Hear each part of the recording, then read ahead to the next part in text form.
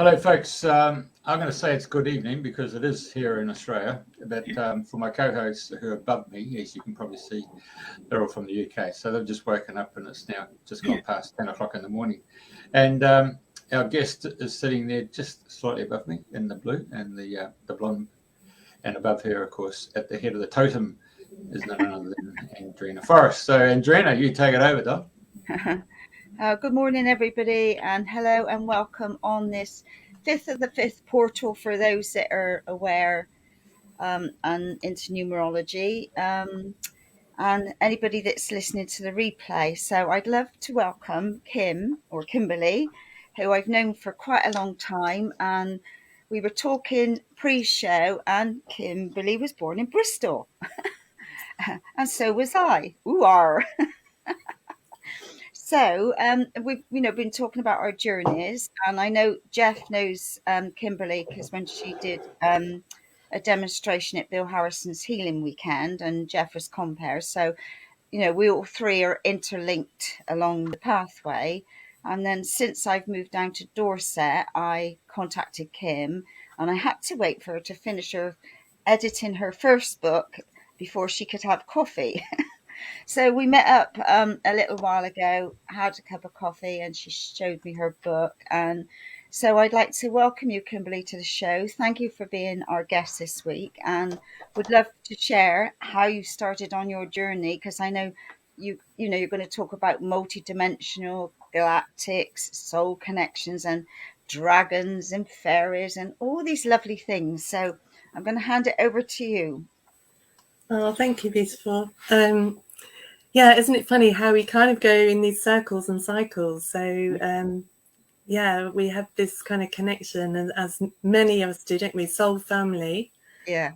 On our pathways, and then we kind of connect, and then we drift away. And you've been in Oz, and now you're back in the UK. So it's really, I'm just like really happy that you're here in Bournemouth, and really excited to be here with both of you on the show. So yeah. What shall I say? So I've spent 30 plus years. I have to keep adding on the years, as we all do, right? So 30 plus years, I won't say how many plus years, working with spirit in some form or another, and as a medium, as a psychotherapist, hypnotherapist, channel. And I love to help people to connect with spirit, with their higher self, and with their intuition, and to come into their heart. So, all of the kind of healing that we are on this journey of releasing all of our, this lifetime. Shall I call it baggage, traumas, whatever, all the limiting beliefs that, we've been programmed with in this lifetime, but also from past lives and, from our ancestors. So, I mean, there's a lot going on that a lot of people that aren't as aware don't even realize, what they're carrying in their physical body, as, both of you know, and, in our energy. So whether it's physical, mental, emotional, or on the spiritual level, and having those different physical, mental, emotional, spiritual bodies, we are holding this information, and our body has memory, and, will act out as a way to kind of give us that information, So it's just a fascinating journey, isn't it? And that we love just diving into, and there's so many different aspects of it. So Layer after layer after layer after layer.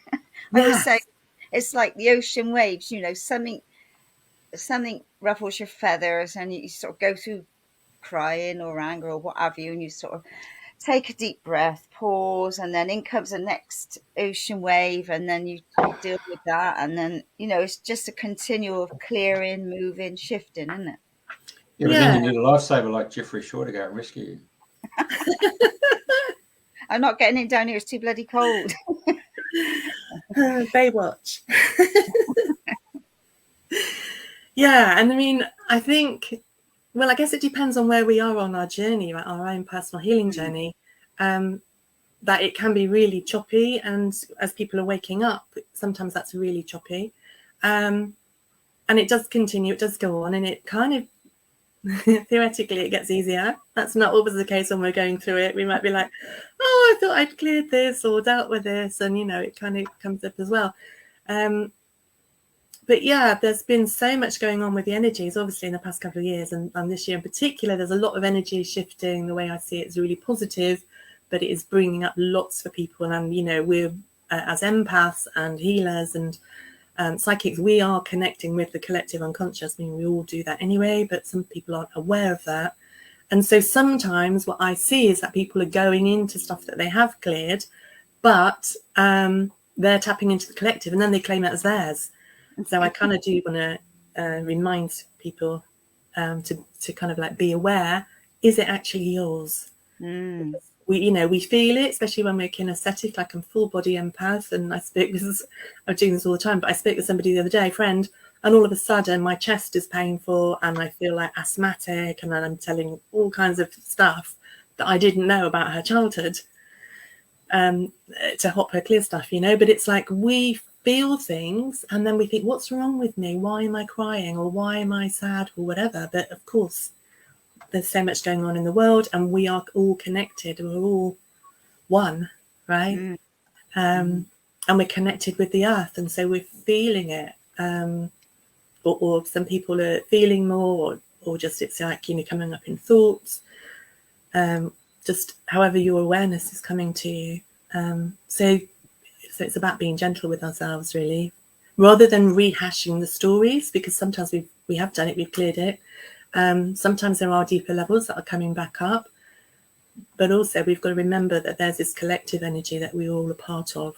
And so don't make everything yours. You might just be aware of what's going on with someone, and it doesn't matter where they are in the world, you know, we're still connected. So yeah, it's about being gentle and about having that willingness to look and you know, when, like as you say, Andrena, when our feathers are being ruffled or we have some, you know, drama going on, to kind of like see, okay, so that's interesting.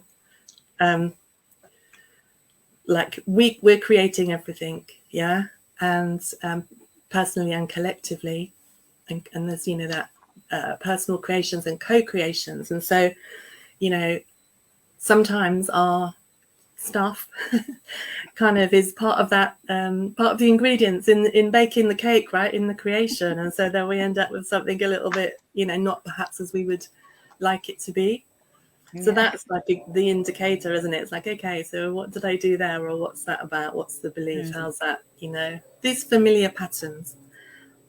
So they're, you know, they're very interesting. But my focus is really about how we create our best life, you know. So well, it is now more than ever, isn't it? To be the best version of yourself. So let's go back a little bit, if you don't mind. Did you come into a spiritual family of any sort? Because obviously when I did, like our mum was a medium and a healer, so we come into that background. So did you have that sort of background, or how did you, you know, what was the because I think I can't remember what I did first, healing, then theta, and then, you know, you go on. So what was the first thing that attracted you on this path that has taken you to where you are now? Okay, so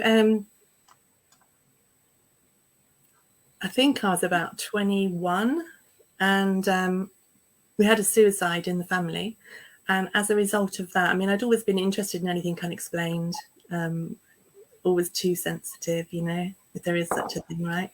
But yeah, so I was about 21 when that happened, and that set me into kind of going to a spiritualist church. And then I was quickly told I was a medium and I was a healer, and so a lot of things fell into place. But there isn't any kind of, I do believe that sensitivity comes down my mum's side of the family, but it wasn't grounded.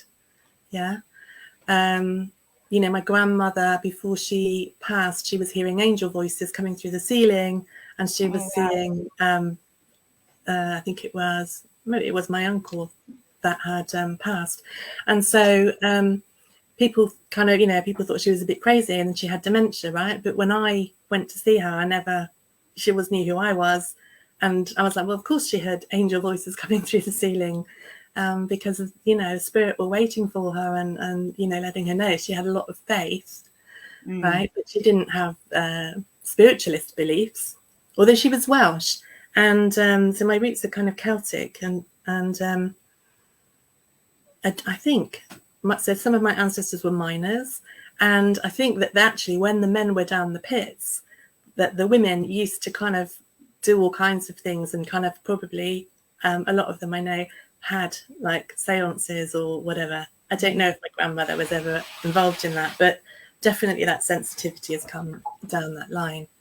But yeah, my family, they weren't, you know, my mum was actually quite scared of clairvoyance, because she'd been once told by a clairvoyant that my other grandmother was going to die on a certain date, which is never something I would tell anybody. No. That I asked to be given, but that didn't happen. But it did happen a year later, to the exact day that she was told. So that was interesting. And on the day that she was told that it was going to happen, she'd gone into hospital with double pneumonia, and then a year later she passed.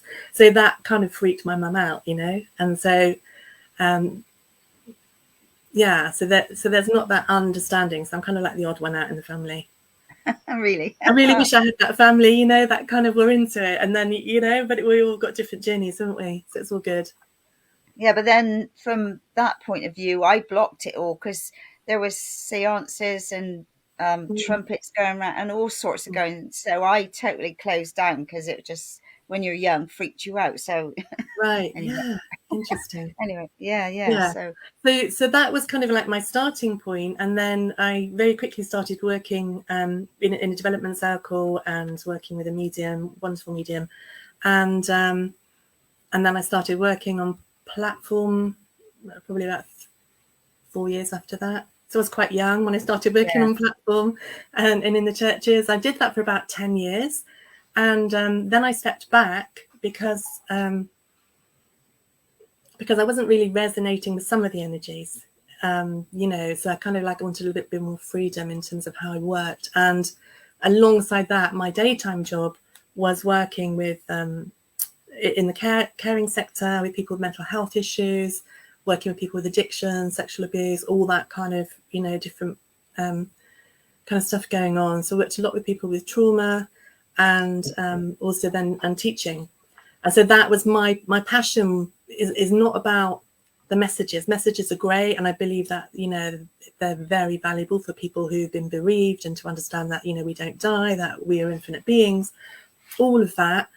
And sometimes people get dependent on it, you know, and so I'm always about empowering people and having them make their own creations. So this is our pathway right now, and always has been my belief is that it's better for people to be empowered, you know, and make their own connections, and they're not dependent on somebody else, because a lot of people give away their power to, you know, mediums or clairvoyants, or, you know, they're looking for answers. They can sometimes be quite vulnerable. So if people can actually learn how to make their own connections, then they can get their own information. Yeah.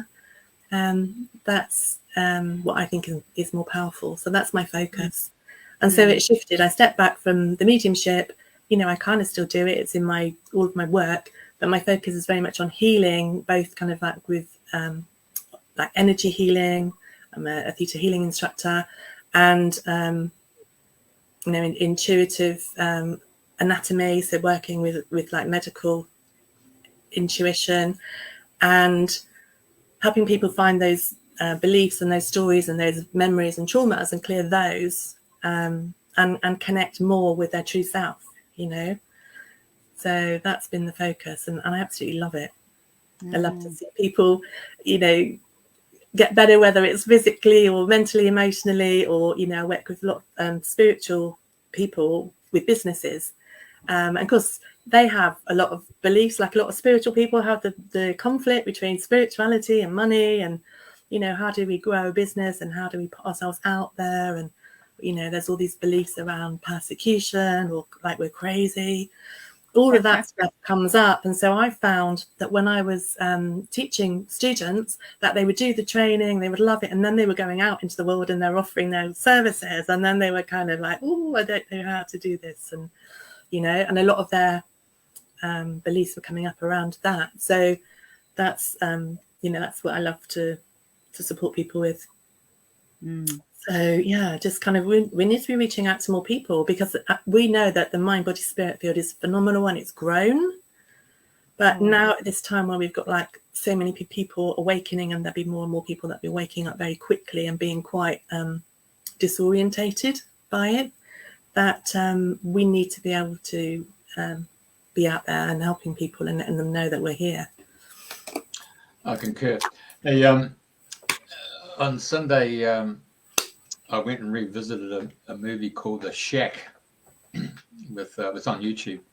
With Sam Worthington, and the reason I actually put it up on Facebook as a post because it happened to be the same day as a very good friend of mine said the final farewell to her partner, and so 12 months had come, and all of a sudden I might go and revisit this movie, The Shack, and because it was actually recommended to me when my mother had passed away, and for a male, big boys don't cry, and so to see this particular movie come up, when I first saw it, I bloody cried, and then because it's such a real heartfelt movie, for people who are going through grief, and also it's got a real interesting spin at the very end. So revisiting on Sunday and bringing up the tears again. I really seriously recommend that particular movie for anyone who's actually going through grief and saying, why God, why did you do that for, and blaming and all that stuff.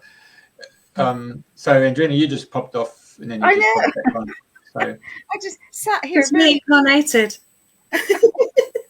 Yeah, you went off and had a cup of tea, let's be real. I did. So the other day I had to go switch her off so she could actually sit up on this. Yeah, but you didn't, and I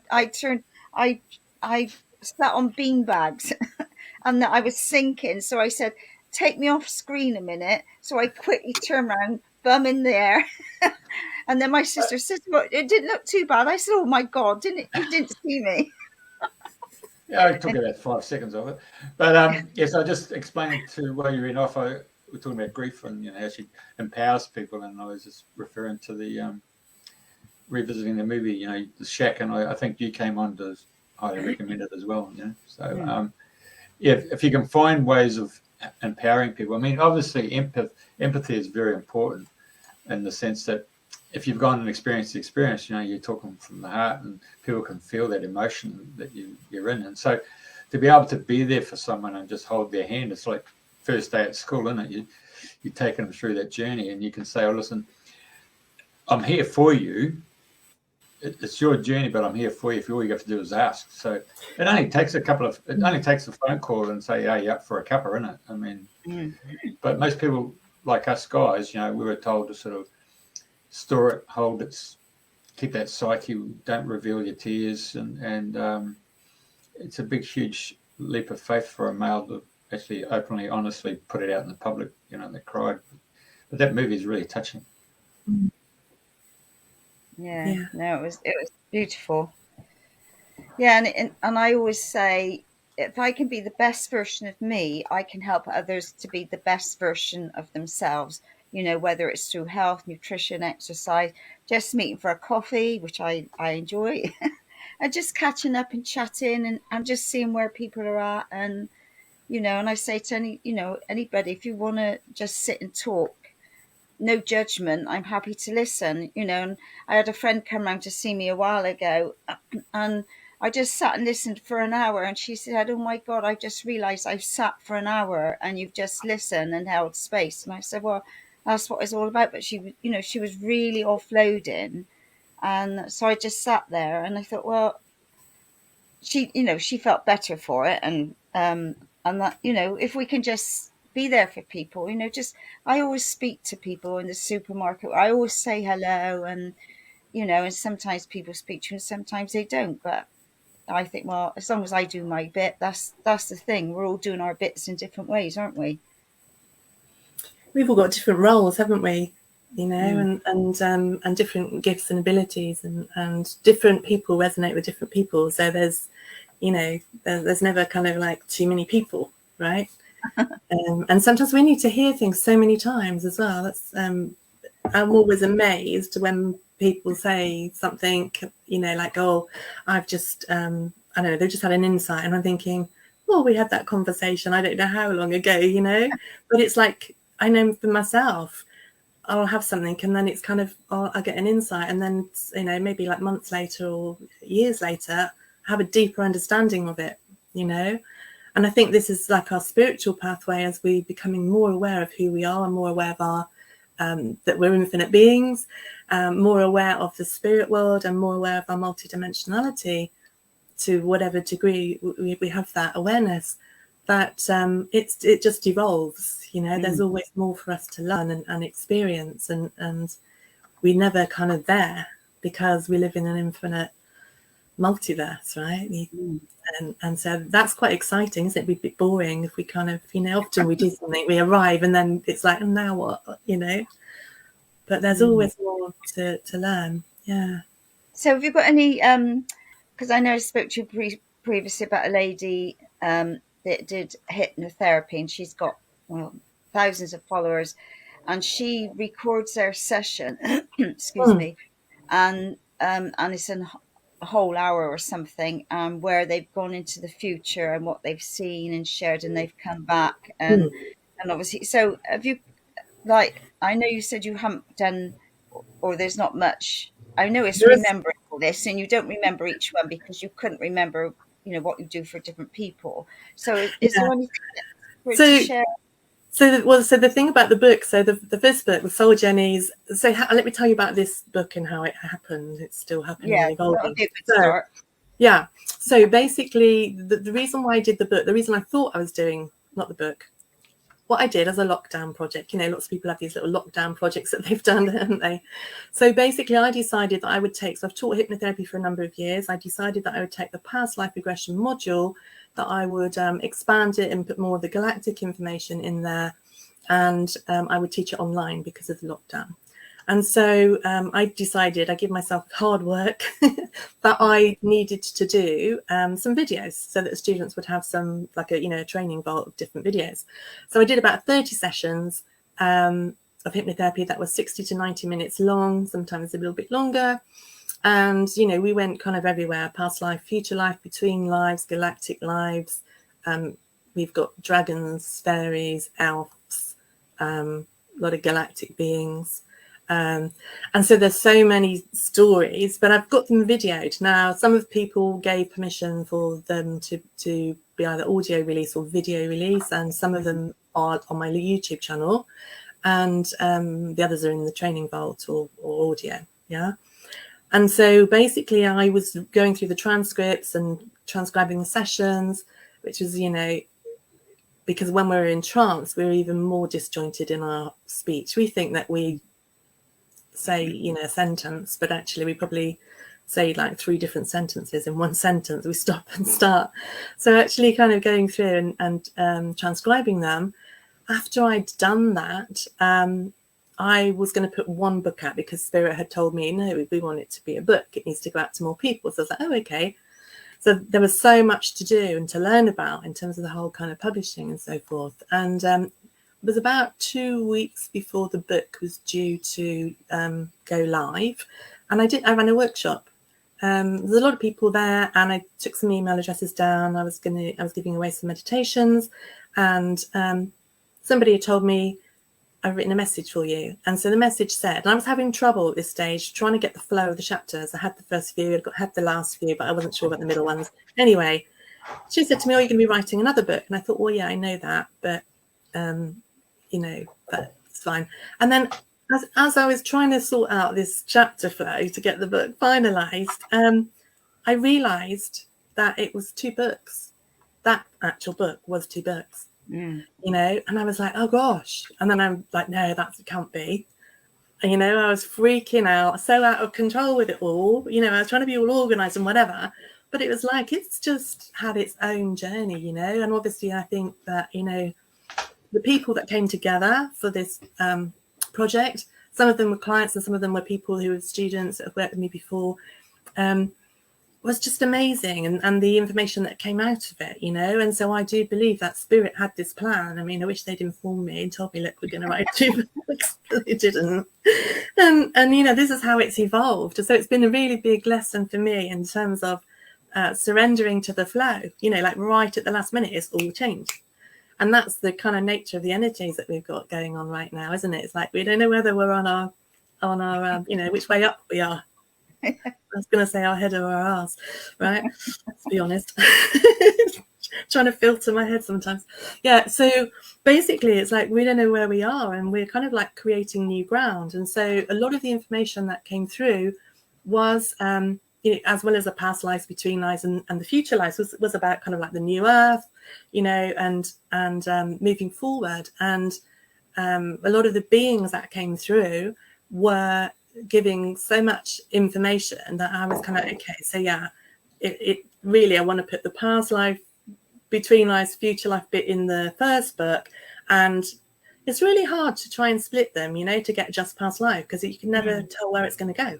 You know, we aim to be going in one place, and the person's higher self is in charge, right? Not me as a hypnotherapist. And so what happens is that we go wherever we need to go. And so that was quite tricky. But then I thought, okay, I see, when I got the order and we'd split it into 2 books, that there is some kind of order. So like beginners will understand like the past lives, and then they're going to start hearing about the galactics, and, you know, that'll be fun. And in the second book, there's more of the galactic information. I mean, there's still past lives and between lives in there, but more of the galactic and channelings and stuff. Yeah. So yeah, it's been such a journey. But the individual stories, they do kind of roll into one, because it feels like non-stop, you know, like eat, sleep, breathe, the books. And one story goes, and you know, it's like, I think it was 120,000 words all told. So editing and like the amount of times I've had to listen to the sessions and listen again, and you know, so yeah, it's just all a bit of a blur in some ways. There are things that stand out. And so, you know, there were people that went to what they thought was a future life. And sometimes they're not sure where they are, you know. They think, I was telling you a little bit earlier, there's somebody who went into a future life. I think they thought it was 2060. But then they wondered whether they were going back to the past, because what they were seeing wasn't like they would think a future would be, you know, where everything progresses and like maybe we go into sci-fi with flying cars or something or other. It was like going back to, I don't know, maybe when people lived in huts and communities and that sort of thing, you know. And so the journey is kind of sometimes a little bit disjointed, or you start off with that and the person's not quite sure, and you're exploring, you know. But, you know, then usually it kind of makes sense, you know, and we think, oh, you know, right, so that's what that was, and that links with this, and they see the links between, you know, whether it's a past life or a future life or connecting with the galactic parallel life. It usually has some kind of healing impact on their current Earth life. Isn't it funny how we kind of say past, present and future, but really there's no time, so they're all parallel, right? Yeah, there's only now, isn't there?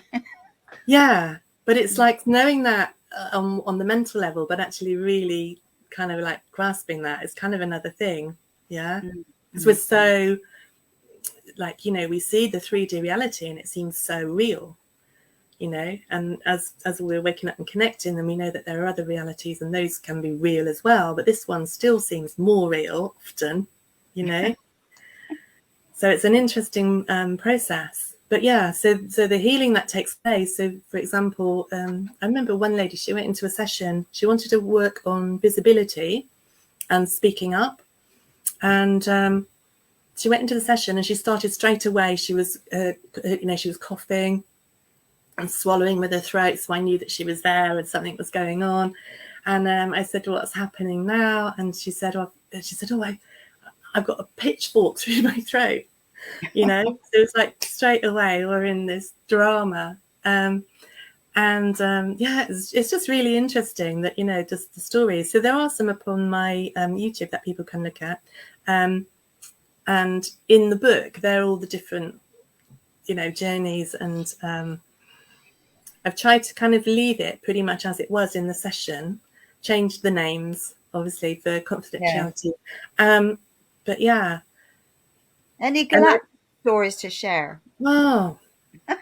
There was a lady who she started off in China with a dam that she was feeling sad, and she thought the dam was going to collapse, and the water, and it was going to be a big thing.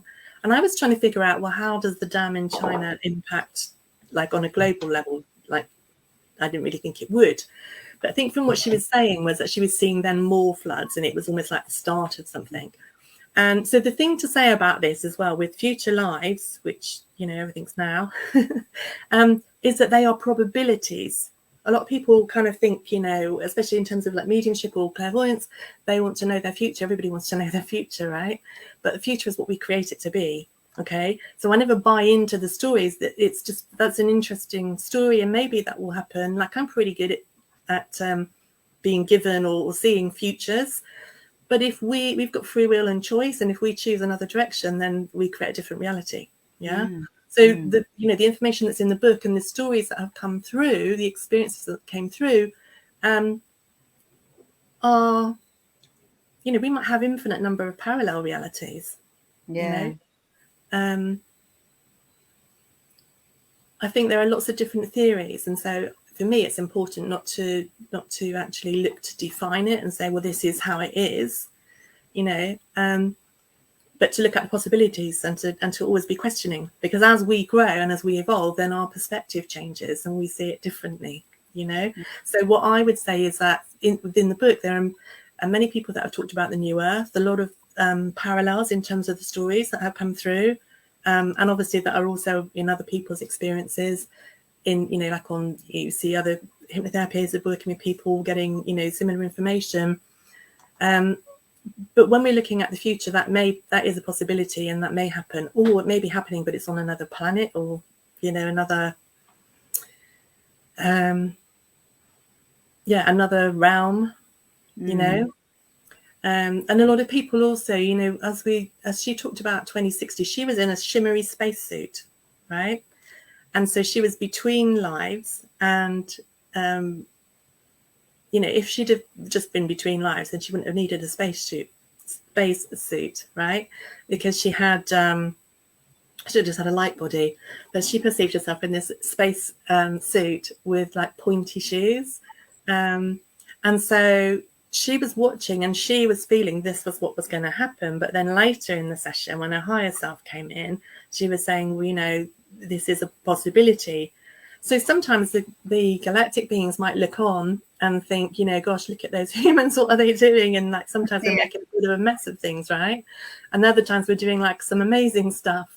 But, and they'll be worrying about where we're heading or what happens if we do this. And, I think the whole galaxy will be looking on at us humans, because we're really important to not only the evolution of the Earth, but also to the whole cosmic galactic family, to the universe and beyond, the multiverse. Everything is connected. And so what we do is impacting not just the Earth and humanity, but, the galactic beings, because as we ascend, they're also ascending.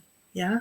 So the beauty of that is that we can be helping them and they can be helping us, So often people look at spirit guides or galactic beings as kind of like saving or rescuing us. A lot of people think spaceships are going to come and they're going to rescue us. There's all kinds of different theories.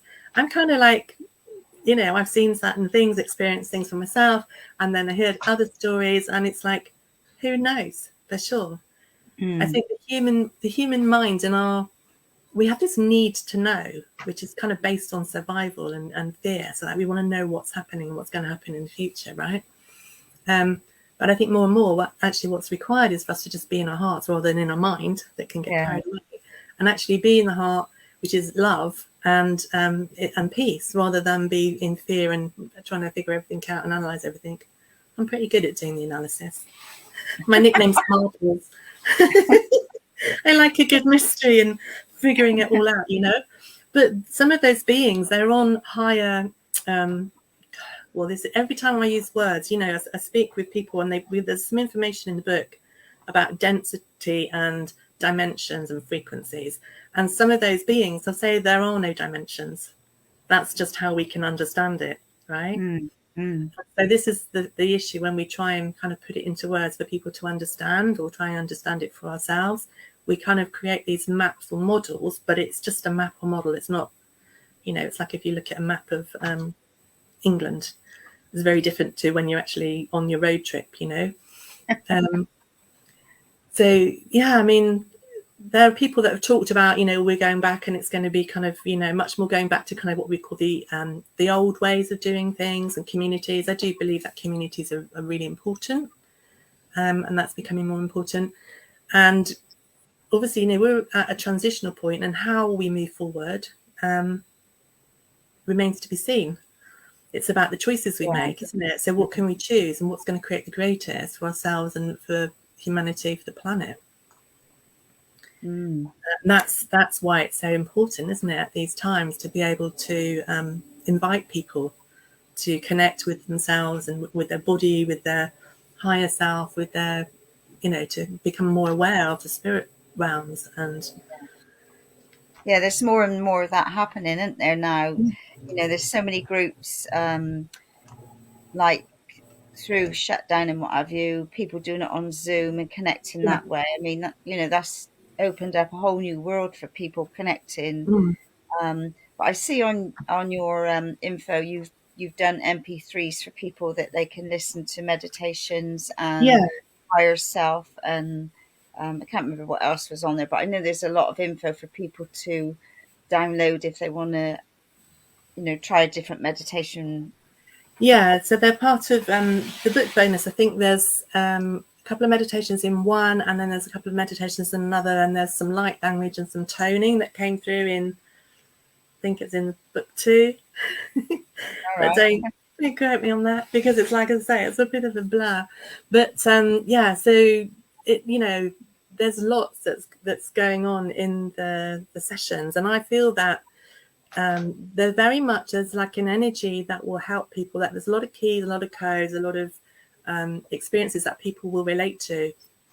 Maybe not on a conscious level, but on an unconscious level, their soul. If you're drawn to something, there's something there for you, right? And so, they're very much, I feel, guided in terms of like, this is their creation, not mine. I'm just kind of like in the way, trying to manage it all as best as I can. And it's like, let me in on the plan, guys, right?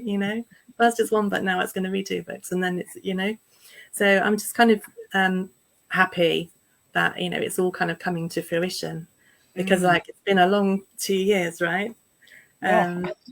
It's been like a big birthing process, and that's obviously the collective journey that we're on as well, birthing a new world. So yeah, but it's been fun, and it's just amazing, and reading through, even though I was in that experience and part of that co-creation, because depending what you're asked depends on what answers and where you're going to go, and also perceiving that energy, being aware, and that he was coming in and stepping back and all of that.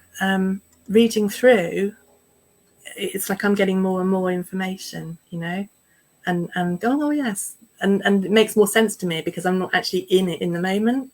So at some point I will gather a little bit more of kind of like, I've got excerpts from like the dragons. So the dragons come in and they're really wise, and they talk a lot about the heart and purity, and a lot of part of like how the cosmos was born, and because there's a lot of misunderstanding and different theories from different religions. I was talking about the dragons. I was going to say let's get on to the dragons, because you got a sister who's a dragon, isn't she? And I know I shared in the past, because Carol's got 2 10-foot dragons in storage down in Glastonbury, and wow, we were at Beltane. I can't remember how many, but maybe 4 or 5 years ago now. And anyway, long story short, she got both of them out. They were in a shop window at the time. So it ended up that I was pulling a dragon, and we were all lined up for this parade, and we had the green men and the Chinese dragon, with the red, and they all go along underneath this whatever, and then the man at the start of the Green Men, he said, "Come on, girls, you can lead the parade." It's my sister's dragon thing, not mine. So I ended up pulling a dragon each up the high street because they're on like a skateboard because they're so blooming big. Oh my God. How But yes, amazing. but there's like opposite the tour, they call it the sleeping dragon, the shape there. So I know there's lots of dragons awakening now. It's like connecting with your dragons. So yeah, share more about the dragons, please. Well, what can I share about the dragons? There are many dragons, right? And obviously we've got a lot of these myths. So a lot of the Well, myths, Earth, yeah. No. yeah, a lot of the myths that we have are they're true. They're not myth, they're stories that have been handed down. And so, like, we have to remember that, in the old days, in the very old days, everything was kind of like oratory. So stories were handed down as a way to keep the traditions and to keep the memories, conscious memories. And now, a lot of that has gone into myth and legend, and people think it's not real, or some people. But actually, if you go within and you meditate, you'll start becoming more and more aware of different beings and different realities. And so dragons are a part of that. They're amazing beings that are pure-hearted, have great wisdom, and they're kind of very ancient beings, Again, there's different theories in terms of, kind of like the dragons, and there are different, like we have different roles, the dragons have different roles. So, you have like the mother dragons. And as you were talking about you and your sister, I was thinking, the mother dragons, that mother energy. And so it's kind of like they're very much around energy and creating structures. Some of the dragons were about creating form and structure, and light, which form the structure that of the earth or the grid, let's say, and that, there's like water dragons, earth dragons, fire dragons, different beings that have just different roles. And so they're all kind of unique and individual. And then obviously they work together, in groups and as collective. We can have personal dragons. One amusing story that I heard, my dragon was called Flo. I did a journey to connect with the dragon, and I connected with this dragon that was called Flo, and I thought that I'd lost her forever. That was what came up. I got all emotional, and it was like, this sounds just really crazy. Can't believe I'm sharing this story here. There we go. So basically, it was like I fell off my dragon, right? I fell off my dragon, and basically, this, and people can see this as metaphor, So when we're riding our dragon, some people see that as a Kundalini energy, right? But it can be that, and it can, there's other things as well. So basically, when we are in our flow and we're riding our dragon, we're creating and we're aligned. And it was like I somehow felt like I'd fallen off my dragon, and I thought I'd lost my dragon forever, right? And it was like this reunion, and it was kind of very childlike, Kimmy was like, oh, their dragon, and like Flo, and it was really cool. But different beings step in and step out, So there's been unicorns, and there's been one lady did a session, and there were elves, fairies, the tree guardians, and then the dragons came in. I think there was a dragon called Assyrian. Sometimes they use different names, because I had an understanding that they didn't want to give their name, because our names are quite powerful, and everybody has their own either their multidimensional aspect or their own guides that they can call on, And so it was like, well, so for today, I'll be this, and they gave a name, but that wasn't their actual name, but just because that was for that person to connect with, And then others beings will give their names, and they're kind of like quite maybe working with the collective, you know. So we've got personal guides and then we've got collective guides. There was another one where somebody went into a crystal. When I asked them to look at their body, they were a crystal, and they had I think it was a triangle shaped body, and they were like an amethyst crystal. And I asked for a name, and she didn't know a name. And I said, well, what could we call you? And then she said, Crystal. just oh, that's a perfect name, right? Oh, yeah. We get so hung up on things. And I remember, you know, my personal journey, I was very clairaudient, clairsentient, but I wasn't seeing as much as I wanted to. And I'd always said that I wasn't going to work publicly for spirit until I could see. I had to kind of renege on that and do it anyway. And because often, you know, we think like we want it all to be colourful and big as a bus, and, you know, just like we're having this conversation. And most of the time it isn't. You know, you might hear words, you might feel things, sometimes you might see things, but it depends, and it's all about your development. And so some of the people in the sessions are really good at seeing, some of them are hearing or sensing. And so that's why sometimes it's a little bit confusing, you know, because they might be in the dark and they're not sure where they are and they're not really seeing anything. And then as we stay with that, then they might find that they're in a cave or they're in a womb, or, you know. Yeah. So it's just really an experience that I encourage everybody to have, you know, and to kind of like make their connections, their personal connections, really. But yeah, some of the dragons are about clearing like the toxins, and they're helping clear and shift things with the earth. You know, lots of energies that are being released right now from the earth and from, you know, us as human beings, humanity. Just as we're doing that personally, they're helping on a collective level. But they will come and work with you. You know, if you connect with them, you kind of connect and form a relationship, they will help you to clear that energy. And often, I think, in the beginning, I always had people that I would hear. And in the beginning, I would hear things like, you know, we are beings of light, we are beings of light. And it comes in like 2 or 3 times. And I won't open my mouth until I know who they are and what the message is, because I didn't want to look stupid. Right. Right. And so I'm like, yeah, okay, you're beings of light, and waiting for the next bit. And so I kind of had to learn to trust and just speak what I heard, you know. So that was part of my journey. And then they would say things like, you know, like when I would channel and write and channel. So I either write and channel or voice channel, but mostly write channel now. And so they would say, and we are you.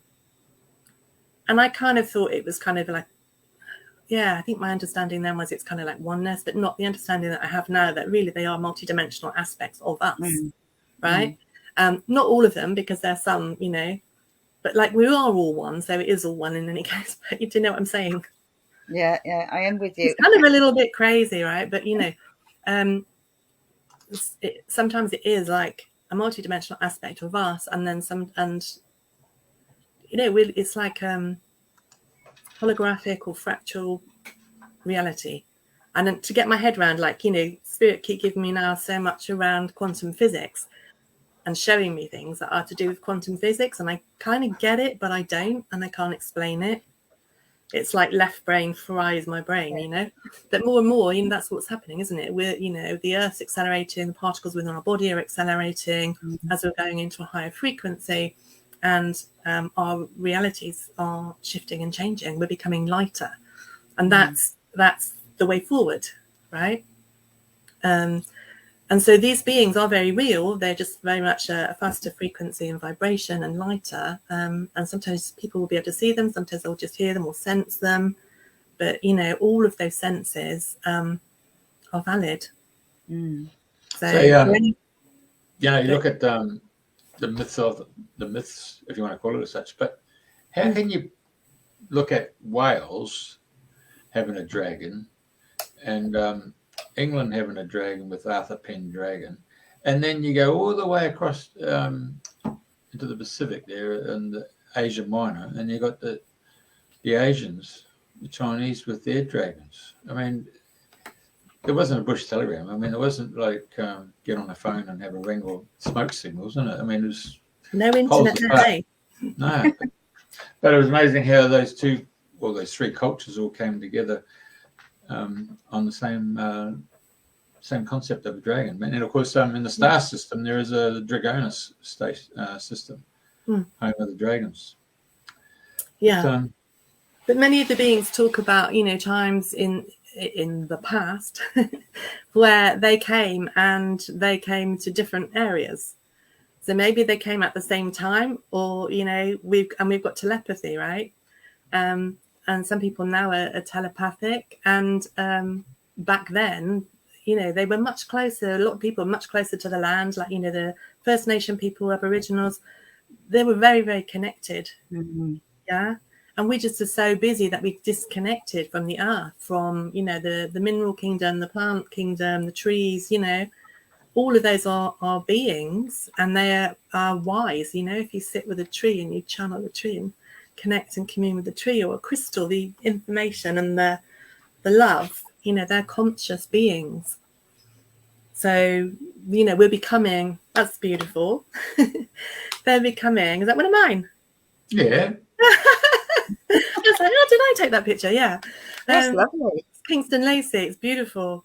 Oh, it's almost like a Garden of Eden when I went there. I loved it. Oh, yeah, I've seen the sign, but I haven't been there yet. Oh, we'll have to go. Right, you're on. Yeah.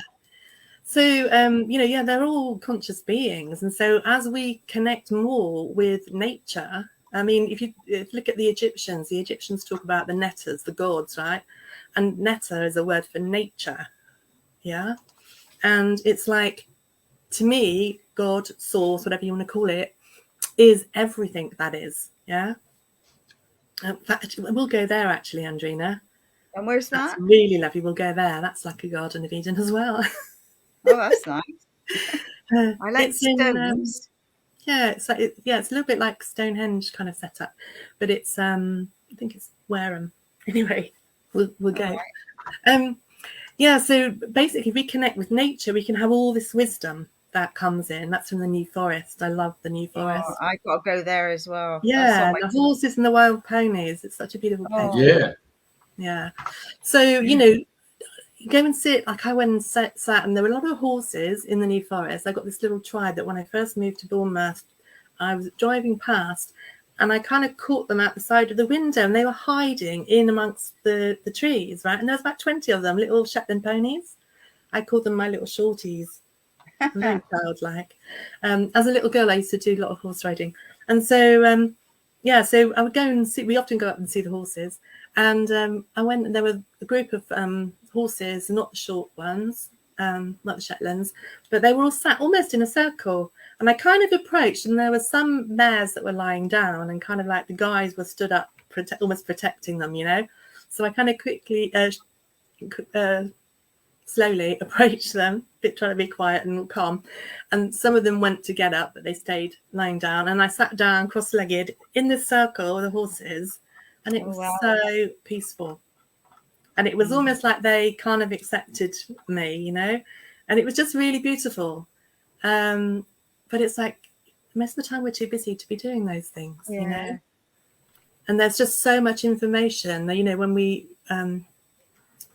the light that comes in from the higher realms, we're conduits. Yeah. And so often, I mean, I know a lot of people do this consciously, do grid work on the earth and walk certain places, but we're actually conduits. We've been born at this time for a reason, at this pivotal time. I mean, things are always changing, but so much change is happening, isn't it? And so this is like part of our role is to be connected with the heavens and with the earth, and to create the heaven on earth, right? Which, my understanding of that is that's kind of like more the 5D consciousness and beyond. And it's really, the more that we let go of our stuff and these thoughts and beliefs and programs and experiences, traumatic experiences, then we are lighter and higher vibration frequency. Our thoughts are changing, our behaviors are changing, and we are creating more of that world family, soul family connection. So lots of people going through lots of symptoms, or having problems. I had a lot of people having problems with backs, with hips, with like finding our ground, because it's almost like the carpet's pulled from under you, and then it's like, what's happening? But we are creating this new reality, and it's almost like a new foundation, and we don't know how it's going to be, you know, but it's about holding that vision for you know what is possible and what can we create.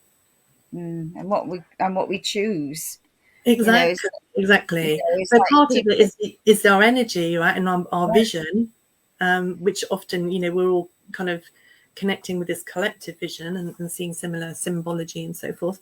But also it's about the choices we make, definitely, massively. And that kind of overrides anything. You know, you can kind of have this nice vision, but unless you take action, nothing's happening. And that action might just be to sit with the trees or sit with the ponies. Do you know what I mean? Because that is creating a vibration and a frequency that's rippling out. So when I say action, it might be, You know, like when you say to people when they're having a moan about something or not happy or whatever, then I always say, well, look, you're choosing that. You have a choice. Choose differently. You know, you've got to give it back to people to make them realize, well, you know, if this is what you've chosen, you know, do it differently. Think differently. yeah, it's kind of an interesting one, that, isn't it? Because I think that when we're in that space of, you know, feeling woe is me, or kind of like, how has this happened to me? You Yeah. know, as we move forward, we realize that we're creating it, right? And it's like, how did we create this? And what we need to uncreate that and create something better. But yeah, I mean, there is also that bit about, you know, that you said beautifully earlier on about holding space, right? Because we, in this process, we are releasing and clearing the programming, and people are where they're at, you know, in their understanding. And we have these amazing emotions as human beings. And it's interesting because people think, you know, some of the galactic beings, they don't have that, right? And they would say that humanity is amazing. You know, they kind of look to us, and whereas we sometimes tend to put them higher, you know, but actually it's all equal. We're just different. So, you know, like we're hugely important to them, and they're looking up to us in a way as well, you know, for all that we're doing, you know. I There's think like a that's great how love and respect. we've been taught, haven't we, really? It is Yeah, all, you know, people are above us, or you put people on a pedestal, but that's not the case. yeah. You know, we're all doing different things in different ways, and you know, like you said, we're multidimensional. Like, so I'm sat here, but there's another aspect of me somewhere else doing something else, and another bit doing somewhere else, and you know, and for some it is hard to comprehend, but Yeah. yeah, it's just like you say, it's meditating and coming back to yourself, and even just doing 5 minutes of closing your eyes and focusing on your breathing is bringing you back into who you are, isn't it? Yeah, And our that's breath is really important so, at this time.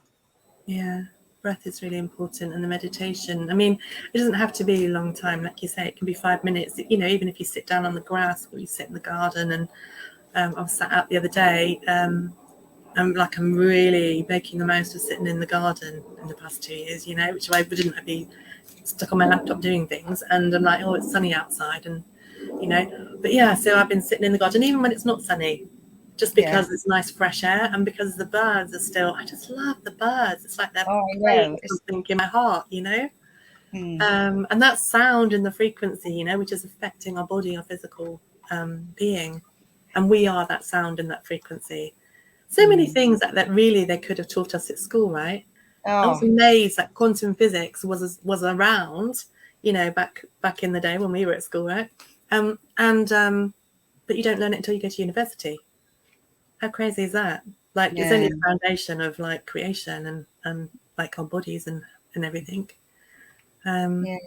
And it's the simple things. If we only got taught the simple things at Yeah, school, yeah. you know, like I know I've sort of read in the past there are some schools when the children come in and they get them to meditate, and you think, well, like you've got a classroom Mm, of children, they come from all walks of life, all got so many different things going on in their homes they don't even understand, and yet if you bring them all in together and you ground them and you get them all to close your eyes, you know what a difference you can make to that class. But I was listening to a lady called Mel Robbins, and she's doing the high five. And so what you do, you get when you wake up in the morning, you high five yourself in the mirror, And she did 3 studies where there was a group of people studying, there was a group of athletics or something, and this group that were just high-fiving all the time.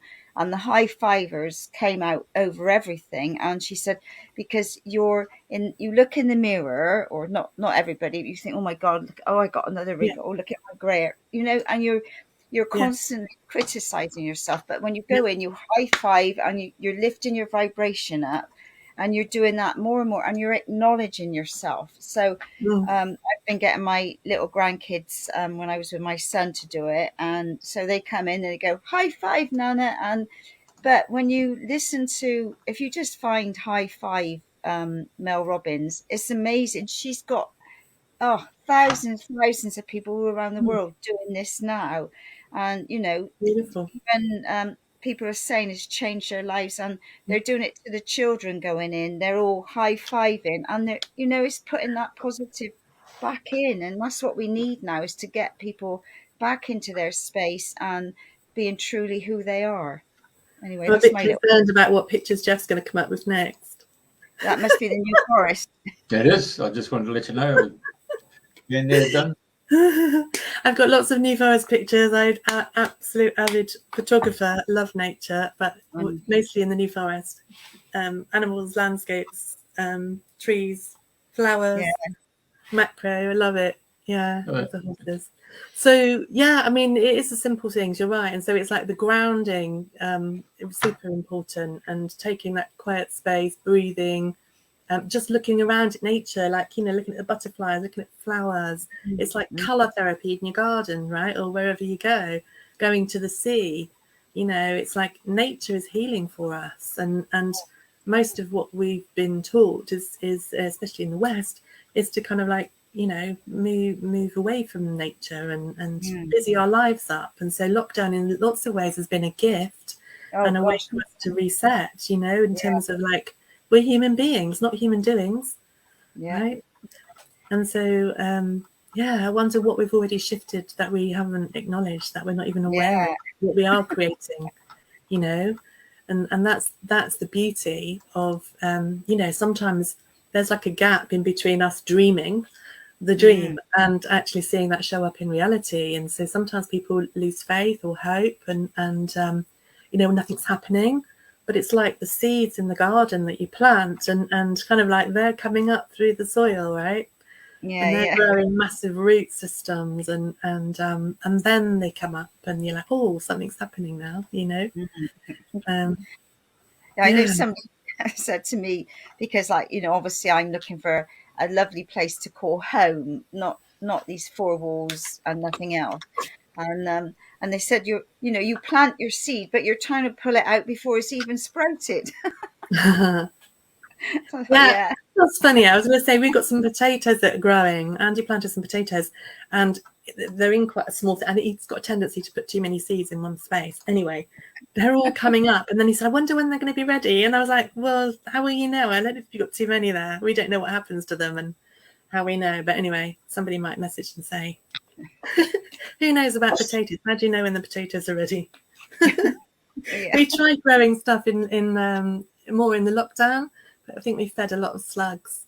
We had strawberries. I've just planted courgettes. But nature has got so much to teach us. And what if we could allow ourselves to be more aligned with nature, more aligned with our true nature and our being and our soul? I think people will be a whole lot happier, right?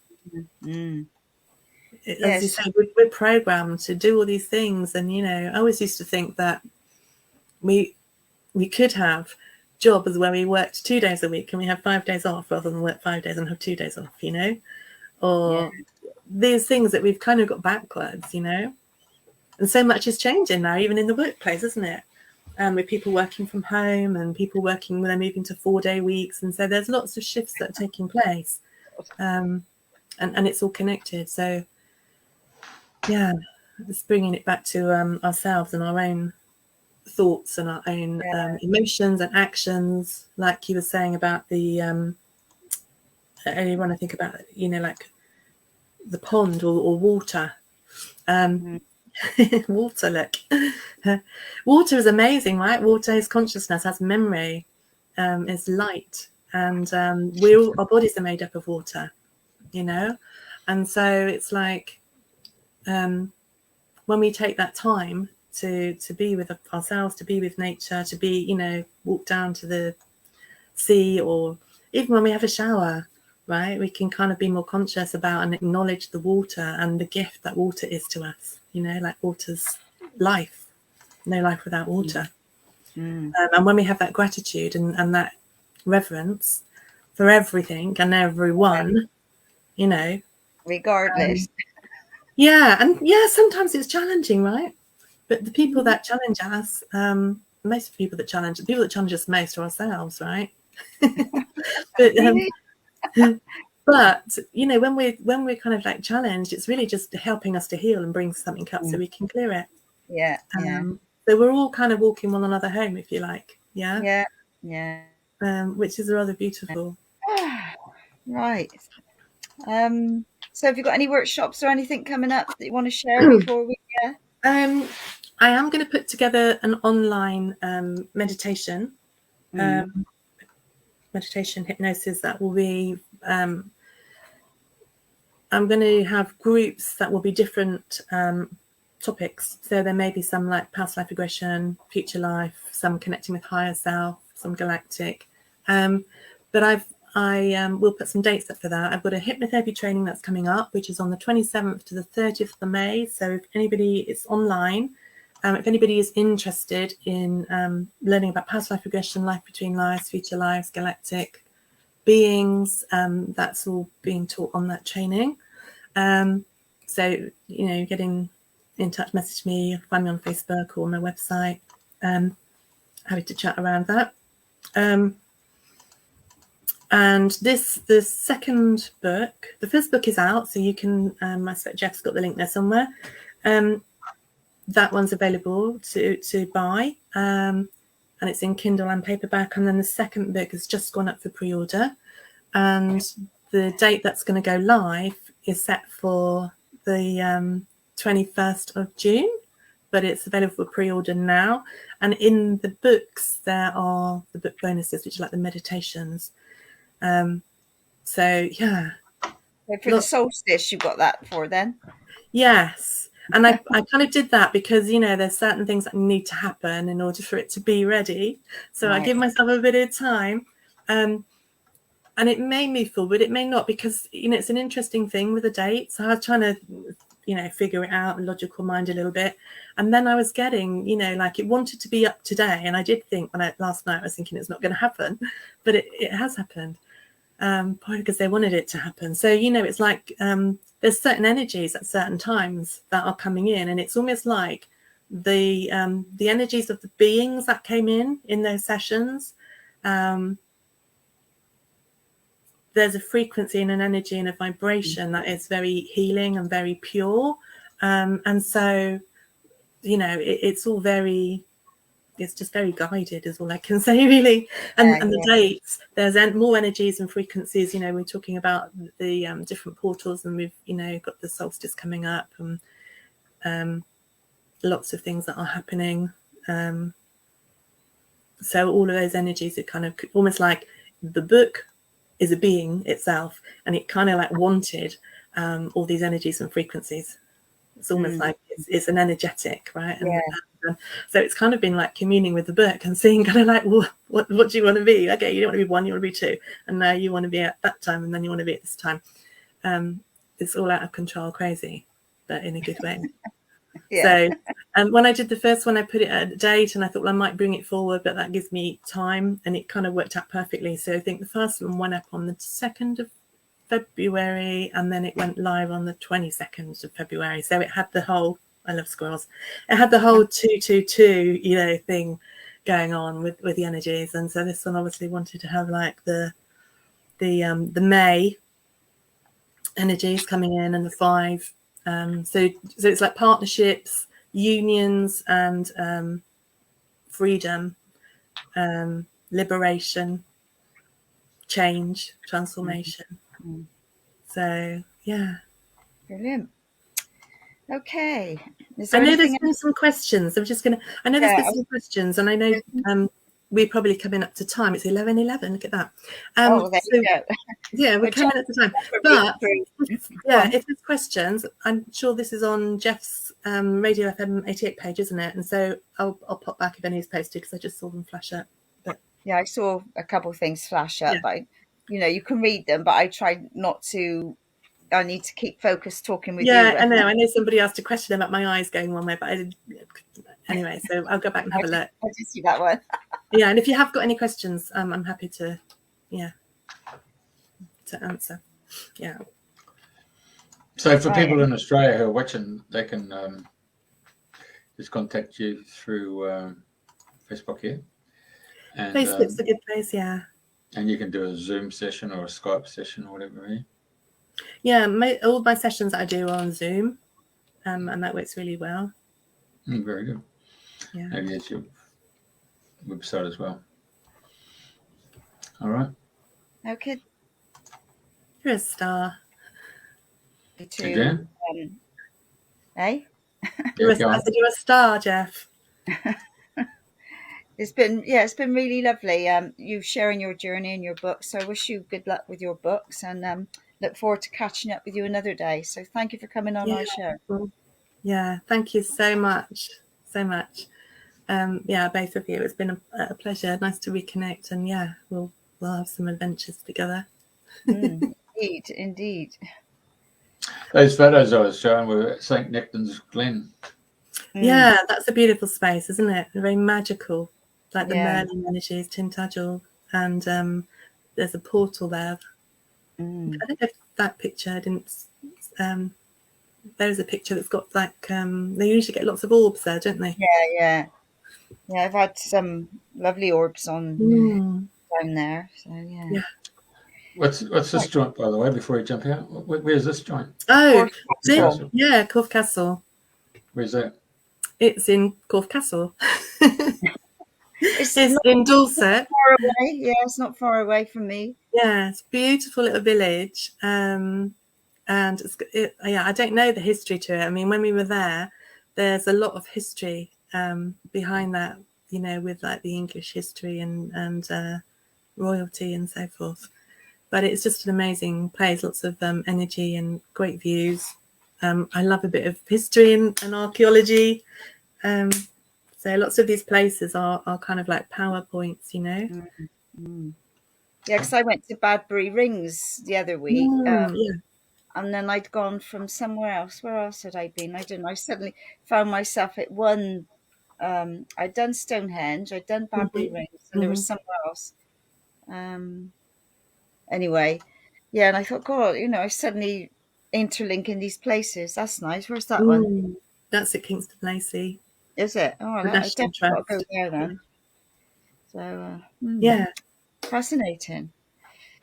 Yeah, there's some lovely places around here to explore. I've only done a few, but I will be out and about exploring. So, and like you, I love taking photos as well. So, all good fun. Anyway, thank you very much. Thank you, both of you. Pleasure. All right. There you go. Okay. Thank you very much. See you.